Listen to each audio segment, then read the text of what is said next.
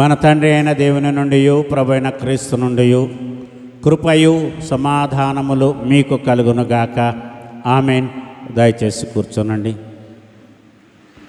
ప్రభునందు ప్రియ దేవుని సంగమా, ప్రభు అయిన యేసుక్రీస్తు నామమున మీకందరికీ ఉదయకాల శుభాలు కలుగునుగాక.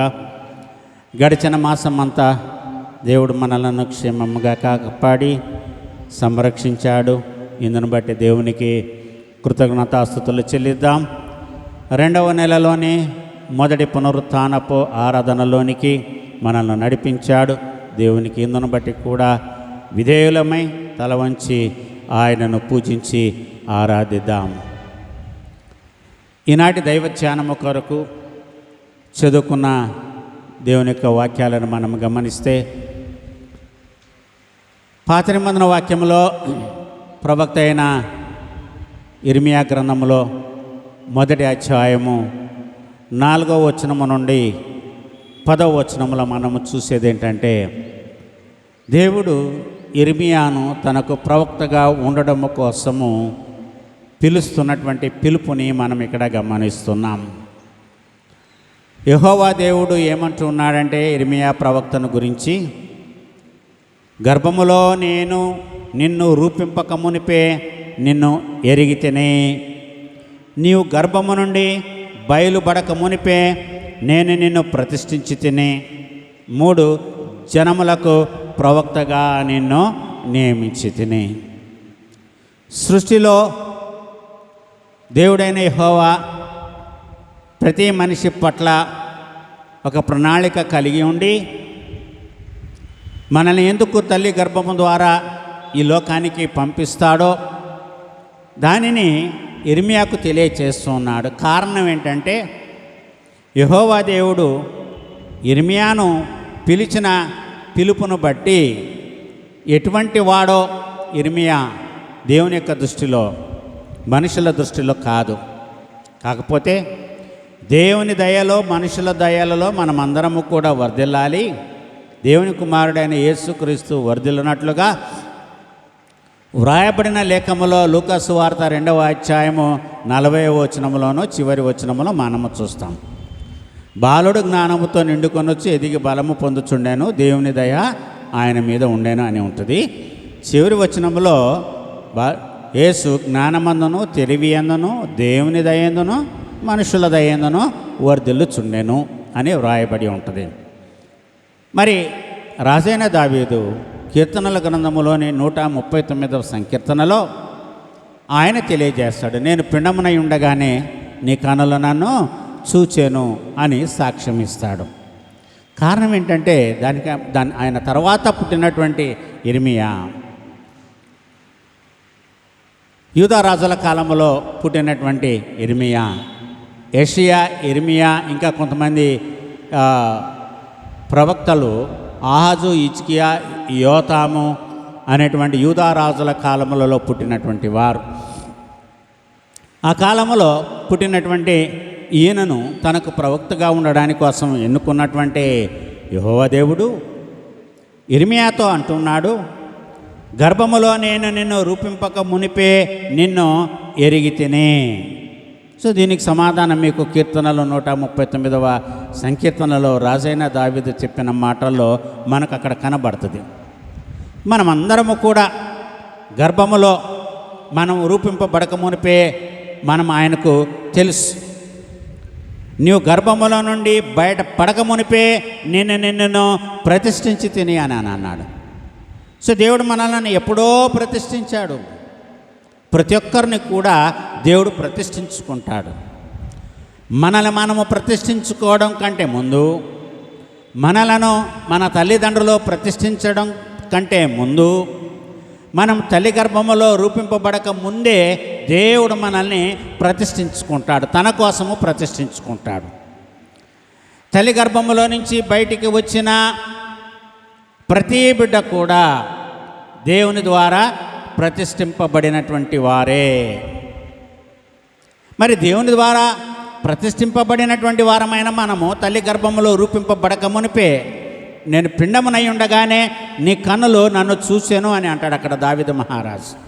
సో మనము మరి దేవుడు మనల్ని ప్రతిష్ఠించుకుంటే మనం ఎందుకు ఈ విధముగా తయారవుతున్నాము అని మనల్ని మనము ప్రశ్న వేసుకోవాలి.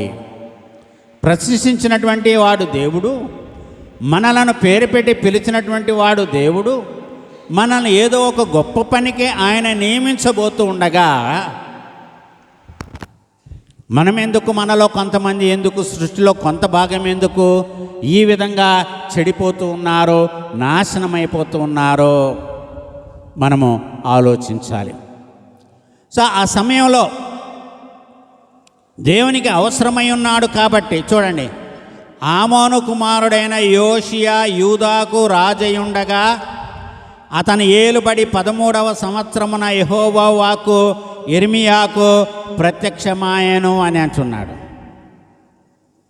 మరియు యోషియా కుమారుడుకు యెహోయాకీము యూదాకు రాజయుండగా, యోషియా కుమారుడుకు సిద్కియా యూదాకు రాజయుండగాను అతని ఏలుబడి 11వ సంవత్సరాంత పర్యంతమును అనగా ఆ సంవత్సరమున 5వ నెలలో యెరూషలేము చెరదీసుకొని పోబడు పర్యంతము ఆ వాక్కు అంటే బబులోను చెరకు వెళ్ళేంత వరకు ప్రవక్త అయినటువంటి యిర్మీయాకు దేవుని వాక్కు బయలుపరుస్తూ వస్తున్నాడు దేవుడైన యెహోవా. ఒక పర్పస్ అనేది, ఒక ప్రణాళిక అనేది దేవుడు నియమింపబడినటువంటి బిడ్డల్లో, దేవుని ద్వారా ఎన్నుకొనబడినటువంటి వారిలో మనం ఇక్కడ చూస్తూ ఉన్నాము. కాబట్టి దేవుడు మనల్ని ఎన్నుకున్నాడు కాబట్టి మనల్ని ఎవరు కూడా తప్పిపోకూడదు. దొంగలు దేవుడు నన్ను ఈ పనికి రూపించుకున్నాడు అని అనకూడదు.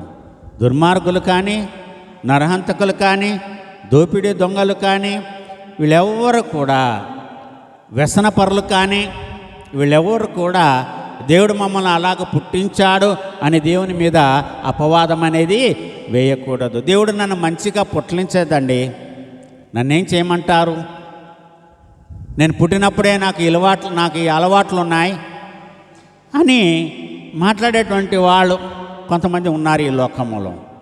అది తప్పది. ఎందుకంటే మనలో, మన ఆలోచనలోనే మనం గమనించాలి ఈ మాటలన్నీ కూడా. నేను నా తల్లి గర్భములోనే నేను పాపిగా పుట్టాను అని అంటాడు. పాపములోనే గర్భము దాల్చినది తల్లి నన్ను అని అంటాడు. ఎక్కడుంది ఈ మాట? కీర్తనల గ్రంథము 50వ సంకీర్తనలో ఉంటుంది. దేవా దీన పాపిని కృపాబాహుళ్యము చేత అనేటువంటి పాట ఒకటి మనం పాడుకుంటాము ఆంధ్ర క్రైస్తవ కీర్తనలో.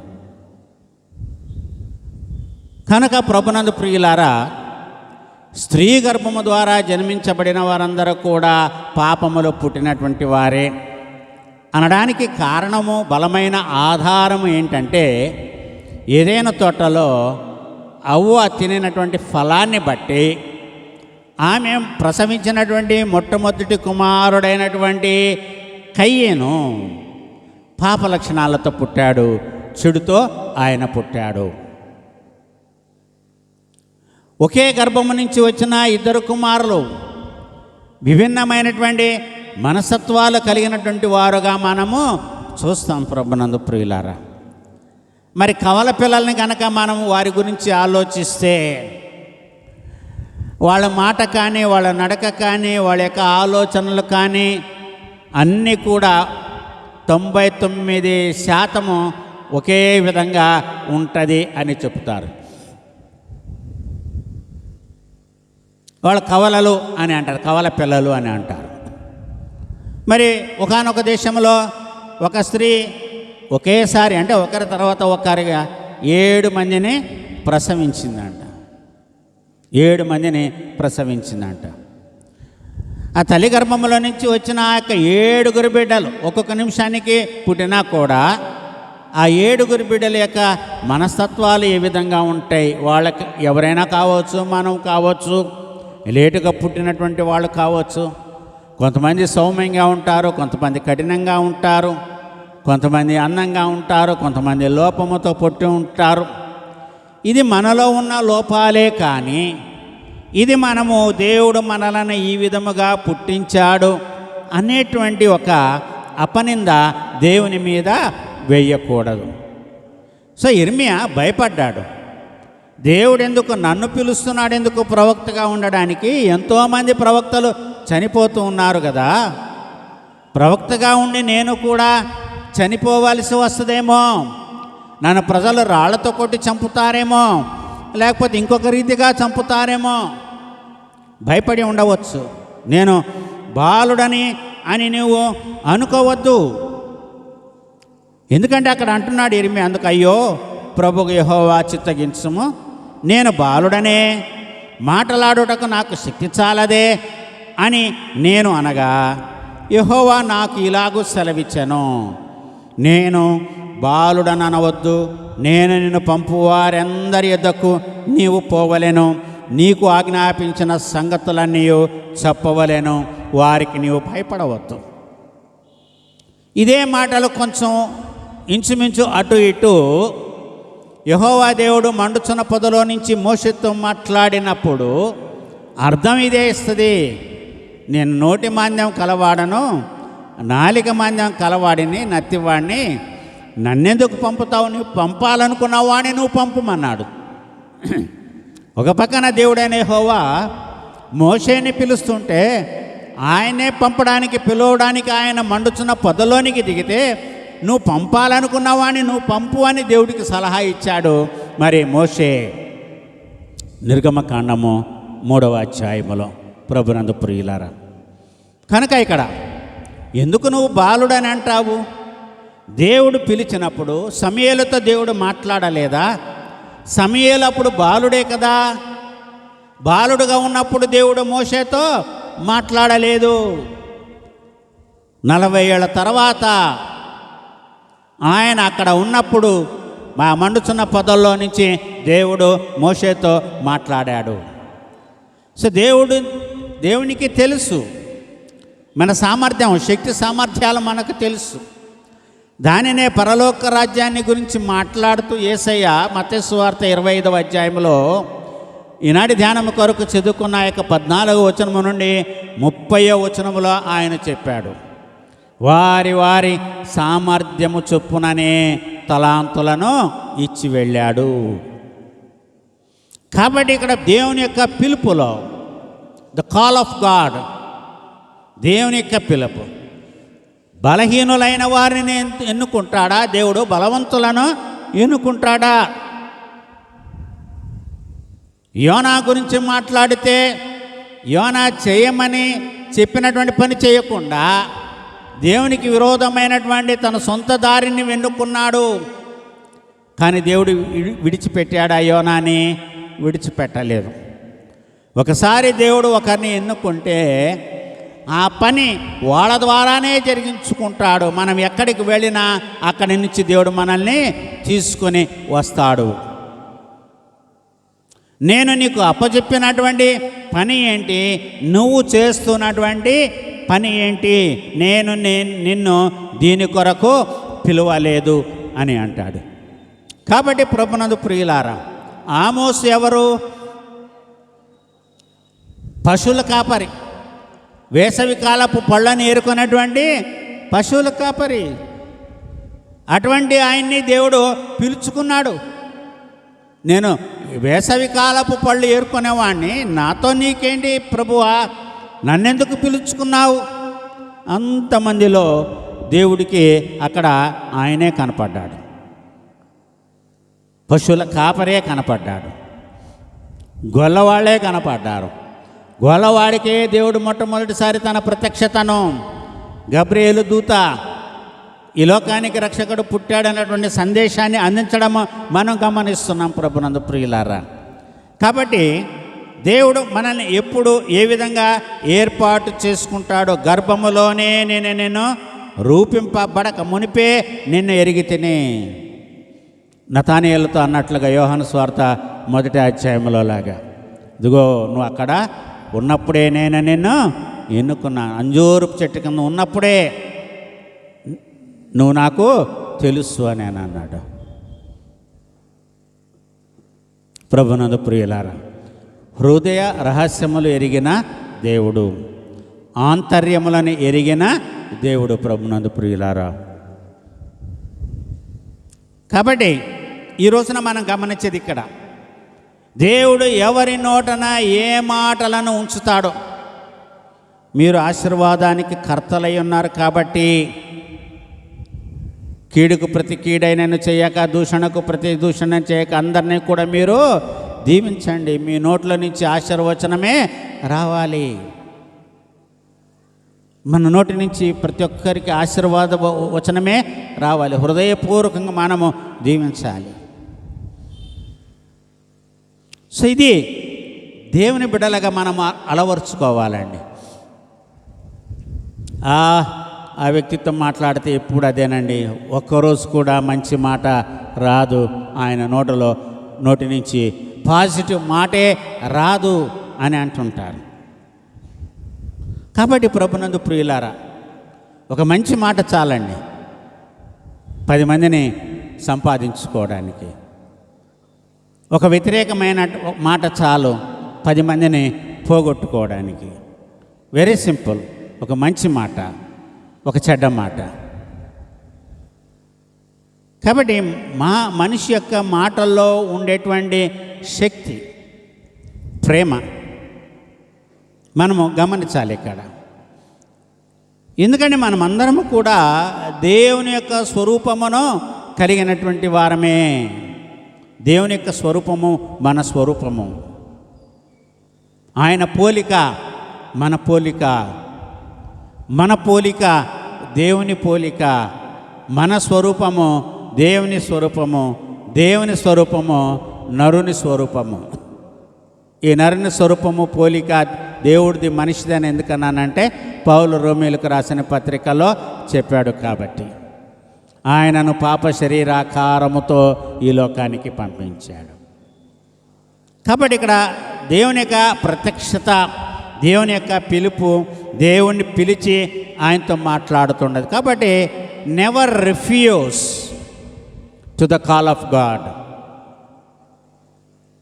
If you want to discharge some duty which is not of you, which is of God, మన పని కోసము కాకుండా దేవుని పని కోసము దేవుడు మనల్ని పిలిచినప్పుడు ఆ పనిని మనము నెరవేర్చాలి.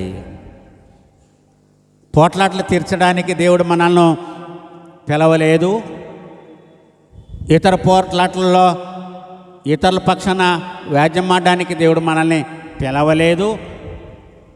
దేవుడు స్పష్టంగా తెలియచేస్తాడు. ఒక పక్షాన ఉండడానికి దేవుడు మనల్ని పిలవలేదు. ఒకరి పక్షాన మనం మాట్లాడితే దేవుడు పిలుపు కాదు అది. ప్రభునందు ప్రియులారా గమనించండి.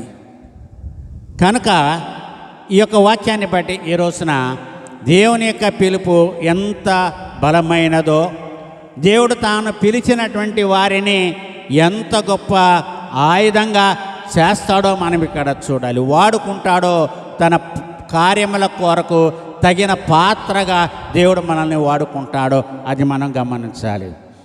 ఇదే చెప్పాడు, కానీ నువ్వు ఎన్ని శ్రమలు అనుభవించాలో అనేది ఇర్మియాకు చెప్పలా. ఎన్నో శ్రమలు ఇర్మియా ప్రవక్త అనుభవించాడు. అవునా? ఆయన ఒక లోతైన బావిలోకి దించారు. అక్కడ నీళ్లు లేవు, కానీ బురద మట్టుకు ఉన్నది. రోజుకి ఒక రొట్టె ఇచ్చి దాంతో కడుపు నింపుకోమన్నారు. ఆయన విలిపించే ప్రవక్తగా ఆయన పేరుగాంచినటువంటి వాడు ప్రభునందు ప్రియులారా. విలిపించేటువంటి ప్రవక్త తన కోసము కాదు, తన కుటుంబము కోసము కాదు, దేవుని ప్రజలైన ఇశ్రాయేలీయుల కొరకు మొరపెట్టుకోవడం కోసము, కన్నీరు కార్చడం కోసము దేవుడు ఇర్మియాను తనకు ప్రవక్తగా ఉండడం కోసము దేవుడు ఆయనను ఎన్నుకున్నాడు. ఇంకొక మాట కూడా యెహోవా దేవుడు చెప్తున్నాడు.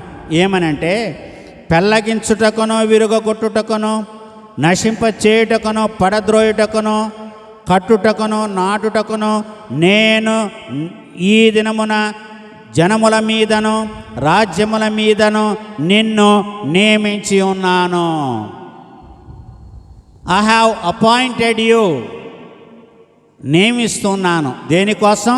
చూడండి, పెళ్ళగించడానికి, విరుగొట్టడానికి, నశింప చేయడానికి, పడద్రోయుటకు, కట్టడానికి, నాటుటకు నేను ఈ దినమున జనముల మీద, రాజ్యముల మీద నిన్ను నియమించుచున్నాను.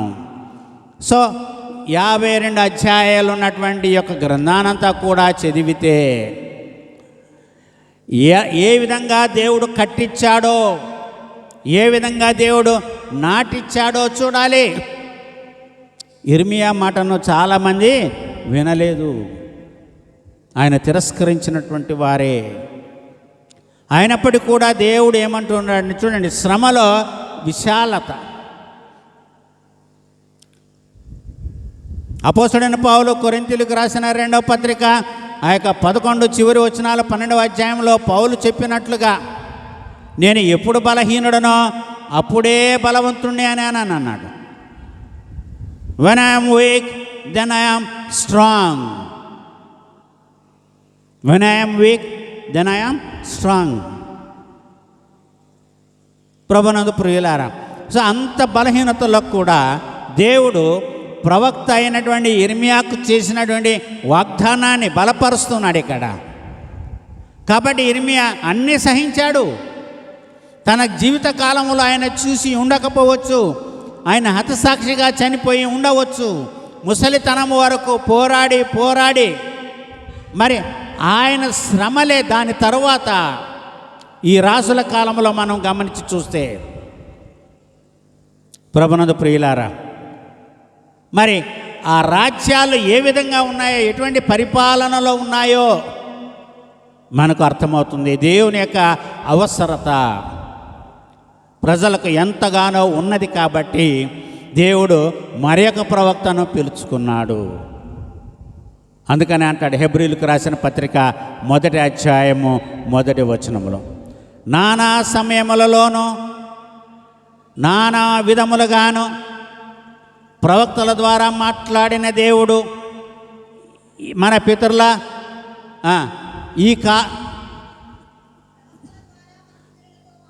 ప్రవక్తల ద్వారా మన పితరులతో మాట్లాడిన దేవుడు అని అంటున్నాడు. ఎప్పుడండి? పూర్వము నానా సమయములలోనూ నానా విధములుగాను ప్రవక్తల ద్వారా మన పితరులతో మాట్లాడినటువంటి దేవుడు.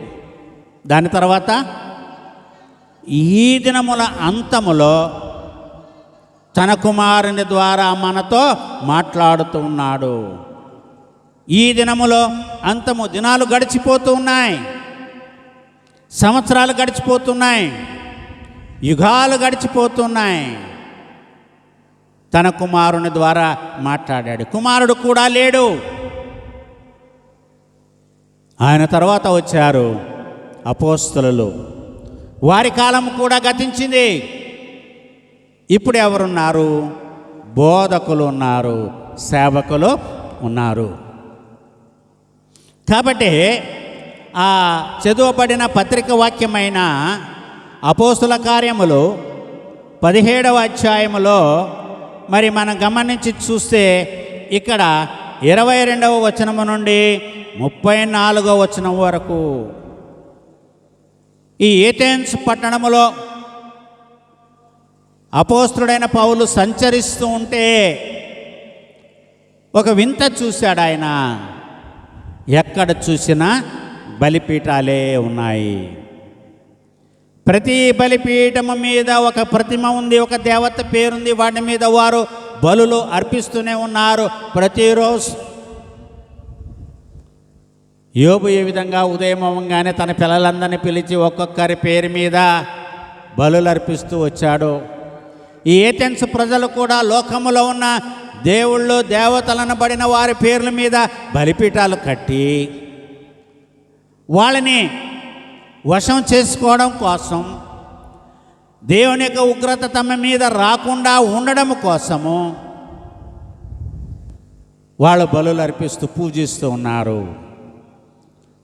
ఒకటి ఆకర్షింపబడింది ఏంటి అనంటే, తెలియబడని దేవునికి మాట, ఒక మంచి మాట, ఒక మంచి మాట తెలియబడని దేవునికి. మీలో ఎంతమందికి సందేహం వస్తుందో నాకైతే తెలియదు, కానీ నాకు వచ్చిన సందేహం ఏంటంటే, కనీసం యేసు ప్రభువారి గురించి కాకపోయినా యెహోవా దేవునికి బలిపీఠము వీళ్ళు ఎందుకు కట్టలేదు అని అనిపిస్తుంది నాకు. ఉండాలి కదా, యెహోవా దేవుని పేరట బలిపీఠం కనుక ఉండుంటే పౌలు చెప్పి ఉండేవాడు, మీరు తెలియక ఎవరిని ఆరాధిస్తున్నారో ఆ దేవుని కుమారుడే యేసుక్రీస్తు, ఆయన తండ్రి యెహోవా దేవుడు, ఇదిగో అక్కడ ఉంది చూడండి మీరు కట్టిన బలిపీఠం అని ఇక్కడ పౌలు చెప్పలేదు అని అంటే వాళ్ళకు యెహోవా దేవుడు కూడా ఎవరో తెలియదు. వీళ్ళందరూ కూడా తత్వజ్ఞానులండి, తత్వజ్ఞానులు. లోకములో ఏదో ఒక మంచిని గురించి మాట్లాడుకునేవారు, ప్రతిరోజు లేచి విలాసవంతమైన జీవితము, ఖరీదైనటువంటి జీవితమును జీవించేవాళ్ళు. వాళ్ళకి డబ్బు కొదువలేదు, సంపద కొదువలేదు, వాళ్ళు ఎటువంటి కష్టాలను వాళ్ళు చూడలేదు. అతి దేవతా భక్తి, అతి దేవతా భక్తి. దీన్నే ఇంగ్లీష్లో ఏమని అంటారంటే టాక్సిక్ ఫెయిత్ అని అంటారు. Toxic faith, ఇంటాక్సిక్. టాక్సిక్ అంటే మత్తు కలిగి ఉండడం, మత్తు కలిగి ఉండడం.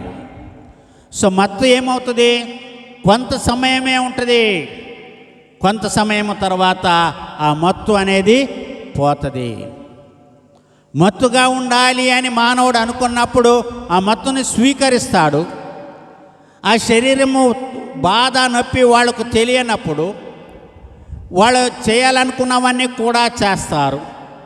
ఆ మత్తు దిగిపోయిన తర్వాత స్పృహ వస్తుంది. అప్పుడు వాళ్ళకు శరీరం మీద నొప్పి, స్పర్శ అనేది తెలుస్తుంది. ప్రభునందు ప్రియులారా, కనుక ఇక్కడ వీళ్ళు కూడా ఏ విధంగా ఉన్నారంటే టాక్సిక్ ఫెయిత్తో నివసించే వాళ్ళు ఇక్కడ ఉన్నటువంటి ప్రజలు.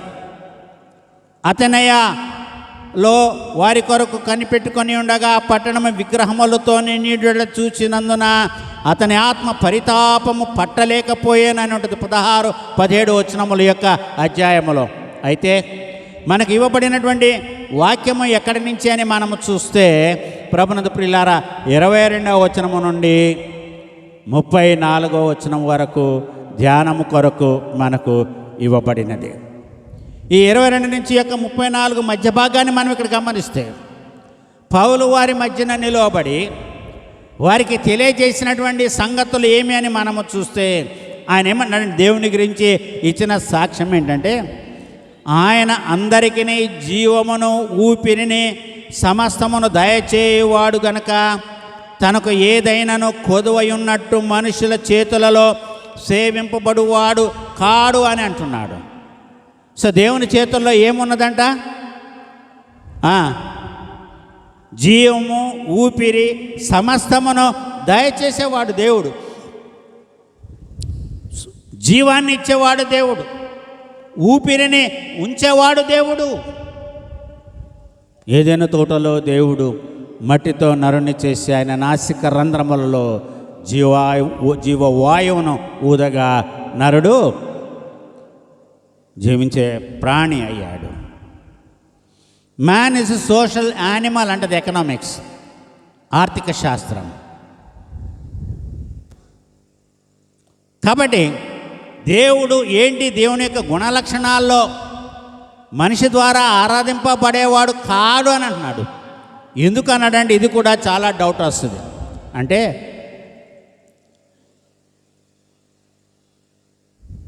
శరీర మాంసాలు పరలోక రాజ్యాన్ని స్వతంత్రించుకోవు కాబట్టి పౌలు ఇక్కడ ఈ మాట అంటున్నాడు. ఏమని అంటున్నాడంటే ఆయన తనకు కొదువై ఉన్నట్టు మనుషుల చేతులలో సేవింపబడువాడు కాడు అని అంటున్నాడు. అందుకని పాత నిబంధన ఉంటుంది, దేవుణ్ణి ఆరాధించేవారు ఆత్మతోనూ సత్యముతోనూ ఆరాధించాలే కానీ శరీరముతో కాదు, ఆత్మపూర్ణులై ఉండాలి. శరీర నియమమును గురించి పౌలు మాట్లాడతాడు రోమీయులకు రాసిన పత్రికలో. నాలో ఒకటి ఉంది, నా శరీరము ఆత్మకును ఆత్మ శరీరానికి విభేదిస్తుంది. ఈ రెండిటి మధ్యన నేను కొట్టుమిట్టాడుతూ ఉన్నాను. నేను శరీరానుసారముగా జీవిస్తూ ఉన్నానా, లేకపోతే నేను ఆత్మానుసారముగా నేను జీవిస్తూ ఉన్నానా అని ప్రభునందు ప్రియులారా అపోస్తుడైనటువంటి పౌలు ప్రశ్నించినటువంటి అనేకమైనటువంటి మనం ఇక్కడ గమనిస్తున్నాం. కనుక ఇక్కడ పౌలు ఆ ఏథెన్స్ వాసులకు తెలియజేసినటువంటి శుభ సందేశాన్ని మనం ఇక్కడ గమనిస్తున్నాం. అక్కడ ఉన్నటువంటి ప్రజల్లో స్తోయికులు, ఎపికూరియులు అనేటువంటి రెండు తెగకు చెందినటువంటి వారిలో పునరుత్థానం ఉన్నది అని నమ్మేవారు కొంతమంది ఉన్నారు. పునరుత్థానము లేదు అనేటువంటి వాదించే వాళ్ళు కూడా ఉన్నారు. ఇదే జీవితం కాబట్టి నా ప్రాణమా త్రాగమో తినమో సుఖించుము. అయితే పునరుత్థానము నిత్య జీవము ఉన్నదని నమ్మినటువంటి వారు ఈ లోకమే, దీని తర్వాత మనిషికి ఇక జీవితం అనేది లేదు అని మనం విశ్వసిస్తాము. అయితే ఇక్కడ అందుకనే పౌలు చెప్తున్నాడు, ఆయన అందరికీ జీవమును ఊపిరిని సమస్తమును దయచేయవాడు గనక తనకు ఏదైనాను కొదువై ఉన్నట్టు మనుషుల చేతులలో సేవింపబడువాడు కాడు. మరియు యావత్ భూమి మీద కాపురం ఉండటకు ఆయన యొక్కని నుండి ప్రతి జాతి మనుష్యులను సృష్టించి వారు ఒకవేళ దేవుని తడువులాడి కనుగొందురేమో అని తన్ను వెదకు నిమిత్తము నిర్ణయ కాలములను వారి నివాస స్థలము యొక్క పొలిమేరలను ఆయన ఏర్పాటు చేశాడు. ఎందుకు దేవుడు హద్దులు నియమించుకున్నాడు? ఎక్కడ ఈ హద్దులు కనబడతాయి అంటే ఏదెను వనములో. ఆదాము అవ్వలను బయటికి పంపించిన తర్వాత ఆ ఏదెను తోట యొక్క తలుపులను దేవుడు మూసివేసి అక్కడ ఎవరిని నిలవబెట్టాడు? ఖడ్గజ్వాలలను, కెరూబులను నిలవబెట్టాడు. ఒకవేళ ఆదాము అవ్వలు చెయ్యి చాచి జీవవృక్ష ఫలములను కూడా తిని నిరంతరము జీవిస్తారేమో అని దేవుడు భయపడ్డాడు. అంటే దీని అర్థం ఏంటంటే పుట్టిన ప్రతి మనిషి కూడా చనిపోవాలి. పుట్టిన ప్రతి మనిషి కూడా చనిపోవాలి. సంతోషించండి, వాళ్ళని మోసగించినటువంటి సాతాను జీవవృక్ష ఫలాల గురించి మాట్లాడలేదు, కానీ ఈ పాపము పుట్టేటువంటి ఫలాల గురించి అక్కడ మాట్లాడింది. ఇది తిన్న తర్వాత దాన్ని కూడా తినండి అని చెప్పలా. సాతాను ఆదమవ్వలకు అవ్వకు, అవ్వమా నువ్వు మర్చిపోవద్దు, దీన్ని తిను, దీని తర్వాత దానికి విరుగుడు అది, ఇది తింటే చచ్చిపోతారు, మీ కన్నులు తెరుచుకుంటే, అయినా అది కూడా తిను అని చెప్పలేదు. క్లూ ఇవ్వాలా? గమనించాలి. The Satan did not leave any clue to save human beings. దేవుని బిడ్డలను కాపాడుకోవడం కోసం, వాళ్ళని వాళ్ళు కాపాడుకోవడం కోసం విరుగుడు చూపించలేదు. అది ఆలోచించుంటే బాగుండేది. ఇది తిన్నాము, జీవవృక్ష ఫలాలు కూడా తినే ఆలోచన వాళ్ళకి ఎందుకు రాలేదంటే ఆ పండు తిన్న వెంటనే వాళ్ళ కలిగినటువంటి మార్పు వాళ్ళను ఆ వైపు చూడనివ్వలేదు. జీవవృక్ష ఫలాలను తినేట్లుగా చేయలేక, ఎందుకంటే వీళ్ళ మనసు అటు లేదు. ఇంకా వెంటనే తెలిసిపోయింది, మేము దిగంబరులమని తెలిసిపోయింది. అయిపోయింది, ఫినిష్. ఎదుట ఏదున్న కూడా ఇక కనపడదు, ఇదే కనపడుతుంది. వీఆర్ నెక్కెడ్. అక్కడ అయిపోయింది. అక్కడ కళ్ళు తెరుచుకున్నాయి కదా, మీరు దేవదూతల్లాగా ఉంటారు అని. మీరు అవి తింటే చనిపోరు, మీరు బ్రతికి ఉంటారని ఇవి తింటే చెప్పింది, కానీ అది అసలైన దాన్ని విడిచిపెట్టింది. అందుకని దేవుడు ఏం చేయాల్సి వచ్చిందంటే హద్దులు నియమించాల్సి వచ్చింది. సరిహద్దులు ఉన్నాయి. మనిషి మాటకు హద్దు ఉంది, మనిషి ప్రవర్తనకు హద్దు ఉంది, మనిషి జీవితానికి కూడా ఒక హద్దు ఉంది. దాన్ని దాటి మనము వెళ్ళకూడదు. వెళితే మనల్ని మనము నాశనము చేసుకుంటాం. అందుకని ఇక్కడ పౌలు అంటున్నాడు, చూడండి, యావత్ భూమి మీద కాపురముండుటకు ఆయన ఒకరి నుండి ప్రతి జాతి మనుషులను సృష్టించి, వారు ఒకవేళ దేవుని తడువులాడి కనుగొందురేమో అని తన్ను వెదుకు నిమిత్తము నిర్ణయ కాలములను వారి నివాస స్థలముల యొక్క పొలిమేరలను ఏర్పరచెను. ఆయన మనలో ఎవనికిని దూరముగా ఉండువాడు కాడు. మనం ఆయన యందు బ్రతుకుచున్నాము, చలించుచున్నాము, ఉనికి కలిగి ఉన్నాము. ఏంటి ఆ మాటలు? మనం ఆయన యందు బ్రతుకుచున్నాము, చలించుచున్నాము, ఉనికి కలిగి ఉన్నాము. ఈ మూడు చాలా అవసరము. ఆయనే మన ఉనికికి ఆధారము, మన జీవనాధారము ఆయనే. ఎందుకంటే ఆయన చెప్పాడు, నేను ఈ లోకానికి ఇచ్చే జీవాహారాన్ని, నేనే జీవాహారాన్ని, నేనే జీవాన్ని. కనుక పౌలు చాలా ఫిలసాఫికల్గా, చాలా లోతైనటువంటి మాటలు ఇక్కడ ఆయన మాట్లాడుతున్నాడు, వాళ్ళకి తెలియచేస్తున్నాడు. ఎందుకంటే వాళ్ళు అర్థం చేసుకోలేనటువంటి పామరులు మట్టుకు కాదు, తత్వజ్ఞానమును ఎరిగినట్టు అందరూ పండితులేనట్టు. అక్కడ ప్రపంచంలో స్థాపింపబడిన మొట్టమొదటి విశ్వవిద్యాలయం ఉందంట. అక్కడే అరిస్టాటిల్, ప్లేటో అనేటువంటి వారు విద్యను అభ్యసించారంట, గొప్పవాళ్ళు అయ్యారంట. అరిస్టాటిల్, ప్లేటో ఆ రోమా సామ్రాజ్యంలో ప్రభునందు ప్రియులారా ఒక గొప్ప విశ్వవిద్యాలయము ఆ యొక్క ఏథెన్స్ పట్టణంలో కట్టారు. అక్కడి నుంచి, ఎందుకంటే అక్కడ ఉన్నారు స్తోయికులు, ఎపికూరియలు. నాస్టిసిజం అక్కడి నుంచే ప్రారంభమైంది. నాస్టిసిజంకి అక్కడి నుంచే పునాది అనేది వచ్చింది. Knowledge of God. నాస్టిసిజం అంటే నాలెడ్జ్ ఆఫ్ గాడ్, దేవుని గురించినటువంటి జ్ఞానమును తెలుసుకోవడం. కాబట్టి అది ఉన్నప్పటికీ కూడా వాళ్ళు దేవుణ్ణి తెలుసుకోలేదు. కాబట్టి అపోస్తులుడైనటువంటి పౌలు ఈ లోతైన అర్థాన్ని ఇచ్చినటువంటి మర్మాన్ని, దేవుని యొక్క మాటలను ప్రభునందు ప్రియులారా అక్కడ పౌలు తెలియచేస్తున్నాడు. నిర్ణయ కాలం అంట, తడువులాడి తనను కనుగొందురేమో అని వెదకడము కోసము, దేవుని వెదకడము కోసము నిర్ణయ కాలములను, వారి నివాస స్థలముల యొక్క పొలిమేరలను ఆయన ఏర్పరచెను. పొలిమేరలు, హద్దులు ఉన్నాయి కదా మనకు, పొలిమేరలు ఉన్నాయి. దేవుణ్ణి కనుగొనాలి. దేవుడు ఎక్కడ ఉంటాడు, దేవుణ్ణి ఏ విధంగా మనం వెతకాలి, ఎక్కడ వెతికి దేవుణ్ణి మనము పట్టుకోవాలి. భూమి అంతల్లోనికి వెళితే దేవుడు ఎక్కడ ఉంటాడు? దేవుడు శూన్యములో ఉంటాడా?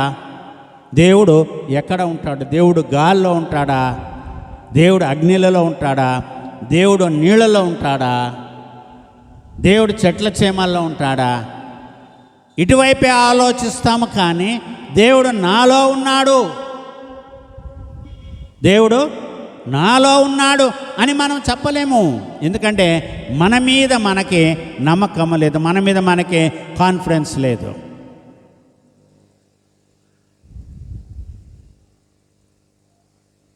We should have confidence to say that God is in me, within me. నా యందు మీరును. ఎవరన్నారు ఈ మాటలు? యేసయ్య అన్నారు. ఎక్కడ రాయబడింది యొక్క వాక్యము? 15వ అధ్యాయము 7వ వచనమున ఉంటుంది.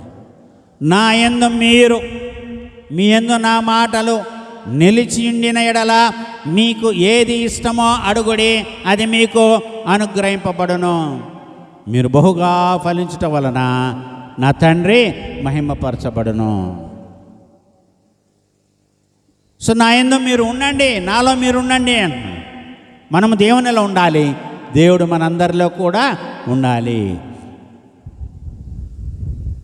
దేవుడు ప్రతి ఒక్కరిలో ఉండాలి.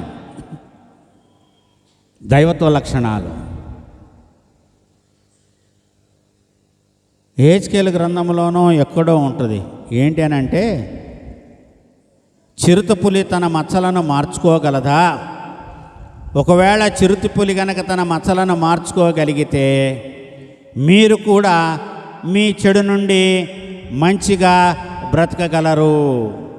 మీరు బ్రతకలేరు మంచిగా. ఎందుకంటే మరి చిరుతపులి కూడా తన మచ్చలను మార్చుకోలేదు కాబట్టి. అది హెచ్కేల్ గ్రంథంలోనే ఉంటుంది. ఒకవేళ మీ పట్టణంలో యోబు, దానియేలు, మోషే, ఏలియా ఉండినప్పటికీ కూడా వాళ్ళ ముగ్గురిని బట్టి ఆ దేశాన్ని, ఆ పట్టణాన్ని అంతా కాపాడుతానని అనుకుంటారేమో. లేదు, వాళ్ళ ముగ్గురే బాగుంటారు, వాళ్ళ ముగ్గురే రక్షింపబడతారు. మా పట్టణంలో ఏలియా ఉన్నాడని, మా పట్టణంలో దానియేలు ఉన్నాడని, మా పట్టణంలో యోబు ఉన్నాడని నేను అనుకుంటే అది వ్యర్థమే అంటున్నాడు. అందుకనండి, ఒకవేళ చిరుతపులి గనక తన మచ్చలను గనక తీసుకోవేయగలిగినటువంటి శక్తి తనకు ఉంటే, అలాగే చెడు చేస్తున్నటువంటి మీరు కూడా మంచి చేయడానికి వీలు ఉంటుంది. ఇంతమంది ఎగ్జాంపుల్ చాలా కఠినమైనది చెప్పాడు అక్కడ హెచ్కేల్ ప్రవక్త ద్వారా యెహోవా దేవుడు. అలాంటిది మరి మనము దేవుణ్ణి ఏ విధముగా కలిగి ఉండాలి? మీరు దేవుని ఆలయమై ఉన్నారనియు దేవుడు మీలో నివసించుచున్నాడనియు మీరు ఎరుగరా? పౌలు కొరింథీయులకు రాసిన మొదటి పత్రిక 3వ అధ్యాయము 16వ వచనంలో అన్నాడు, మీరు దేవుని ఆలయమై ఉన్నారు, దేవుడు మీలో నివసిస్తున్నాడు, ఇది మీకు తెలీదా? అది వద్దులేండి, అది మీకు తెలుసుకోవాలి. దేవుడు మీలో ఉన్నాడు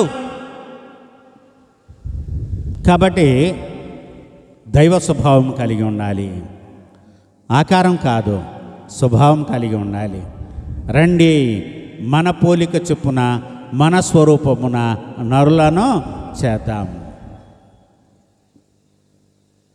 అంటే దేవుడు మనము ఒకటేగా ఉండాలి అని. చూసారా, దేవుడు మట్టితో నరుని చేసి నరునికి ఇచ్చినటువంటి విలువ ఎంత గొప్పదో మనం ఆలోచించాలి. అయితే దాన్ని మనం ఏం చేసామంటే పాప శరీరాకారంగా దీనిని మనము చేసుకున్నాము. అందుకని అన్నాడు, నీవు మట్టితో చేయబడ్డావు కాబట్టి నీవు మట్టిలోనికి వెళతావు. ఆత్మ దేవుని దగ్గర నుంచి వచ్చింది కాబట్టి తిరిగి మళ్ళీ అది దేవుని దగ్గరికి వెళ్ళిపోతుంది.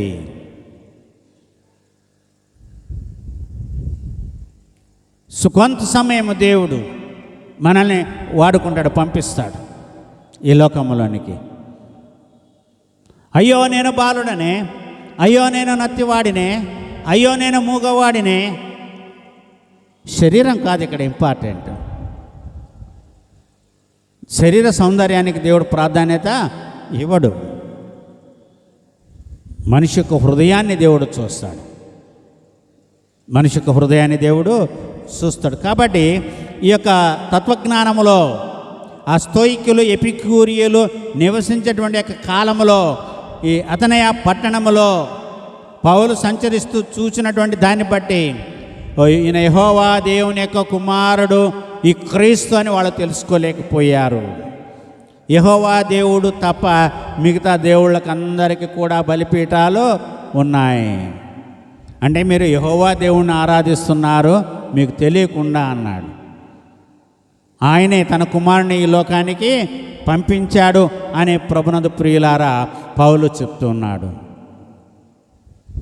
కాబట్టి దేవుడు నిర్ణయించి పిలిచినటువంటి వారు ఏ విధముగా ఉండాలి, దేవుని ఏ విధంగా కనుగొనాలి? మరి ఆ పరలోక రాజ్యాన్ని గురించి మాట్లాడినప్పుడు ఆ మత్తయి సువార్త 25వ అధ్యాయములో యేసయ్య చెప్పినటువంటి యొక్క ఉపమాన భావాన్ని గనక మనం గమనించి చూస్తే ప్రభునందు ప్రియులారా 14 నుంచి 30లో పరలోక రాజ్యము ఒక మనుషుడు దేశాంతరమునకు ప్రయాణమై తన దాసులను పిలిచి తన ఆస్తి వారికి అప్పగించినట్లుండును. సో దేవుడు తన ఆస్తిని మనకందరికి కూడా పంచిపెట్టాడు. అదేంటంటే పరలోక రాజ్యమే. పరలోక రాజ్యాన్ని కాపాడేటువంటి బాధ్యత దేవుడు మనకందరికీ కూడా అప్పచెప్పాడు. According to their own capacity. దేవుడికి తెలుసు మన శక్తి బలహీనతలు, దేవుడికి తెలుసు. మనము ఎంత మోయగలమో దేవునికి తెలుసు. వారికి శక్తి సామర్థ్యముల కొలది దేవుడు వారికి తలాంతులను పంచిపెట్టాడంట. అంటే పరలోక రాజ్యాన్ని మీరు విస్తరింపచేయండి. పరలోక రాజ్యాన్ని మీరు శిష్యులకు చెప్పాడు కదా, మీరు భూలోకములో ఏది బంధిస్తారో అది పరలోకములో బంధింపబడుతుంది అన్నాడా లేదా? అన్నాడు.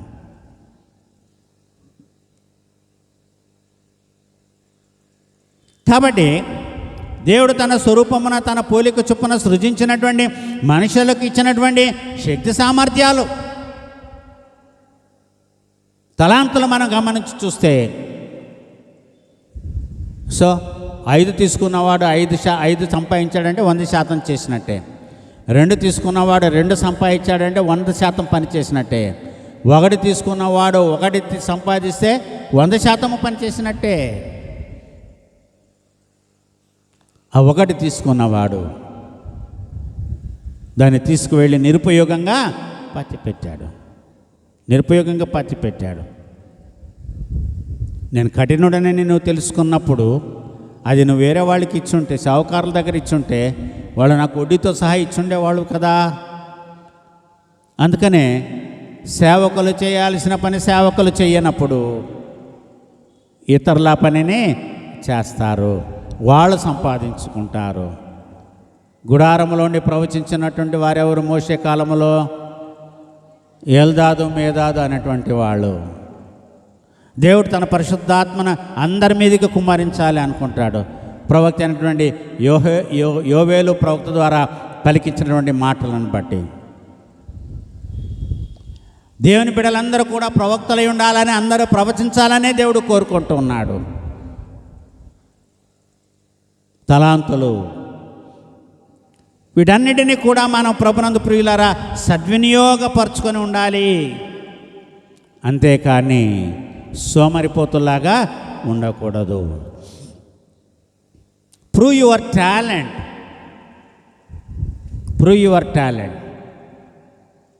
For your life. నీతితో, న్యాయముతో, యథార్థతతో, భక్తితో ఎవరికి వాళ్ళు తమ తలాంతులను వాడుకోవాలి. మన స్ట్రెంగ్త్ ఎంత, మన జ్ఞానం ఎంత, మనం ఏది చేయగలము, దేనిలో మనకు ప్రావీణ్యత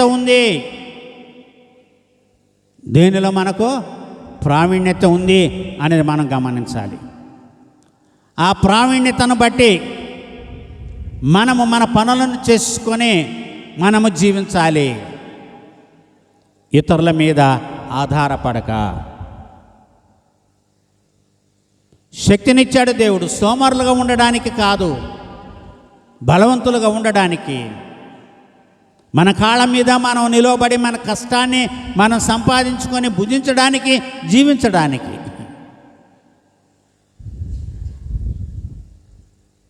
అయితే ఈ రోజున చాలామంది యవన బిడ్డలు సోమరి వాళ్ళైపోతున్నారు. దేవుడు వారికి తలాంతులు ఇచ్చినా కూడా నిరుపయోగంగా మిగిలిపోతున్నారు. Ideal mind is an devil's workshop అన్నారు. Devil's workshop. మైండ్ రీజనరేట్ చేసుకోవాలి. ఈ రోజున ఒకరిని అప్రిషియేట్ చేయాలి. ఎవరినంటే రీల్స్ చేసే వాళ్ళని అప్రిషియేట్ చేయాలి. They are earning money. Of course దాంట్లో మనం ఫూల్స్ అవుతున్నామా లేదా, లైకులు కొట్టి కామెంట్లు పెట్టి మనం ఎంజాయ్ చేస్తున్నామా లేదా. If you are enjoying, he is earning. మనం టిక్ కొడుతున్నాం, లైకులు కొడుతున్నాం, మనం కామెంట్స్ పెడుతున్నాం. That is their talent.